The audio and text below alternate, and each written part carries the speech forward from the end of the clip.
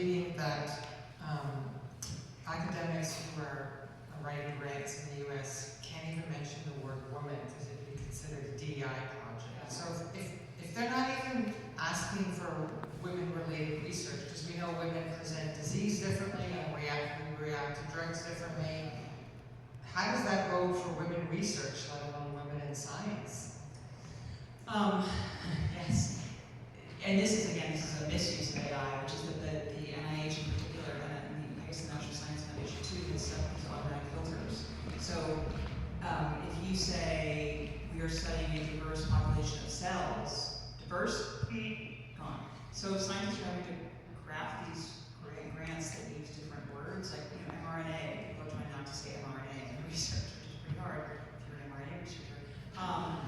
So I actually think I'm hopeful about research on women, just because I think there are so many. It's become such a focus, and there are so many, in particular, foundations that want to do it. Which is not to say the foundation money can cover where the NIH disappears. But I do think there's new focus on it and new understanding that drugs, in particular, work differently for women. But yeah, I mean, it's kind of a mess right now. I mean, the grant, I mean, the number of grants that have gone out is it's down by like, I think it's 55%, and it's really a drastic cut. And I think partly it is from these filters that they're using.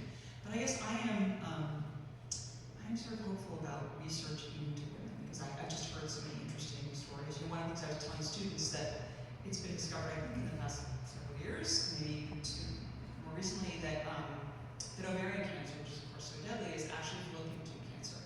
And that story has come from more of an emphasis on researching women. And the reason that ovarian cancer is so deadly is that by the time it reaches the ovaries, it really is so. So there are things like that that I think are interesting. I hear a lot about I think fallopian, I don't think that's a filter. I mean, the filters are really, it is diversity, gender, the word. I mean, women, I guess it is women. I think that's where it raises a red flag.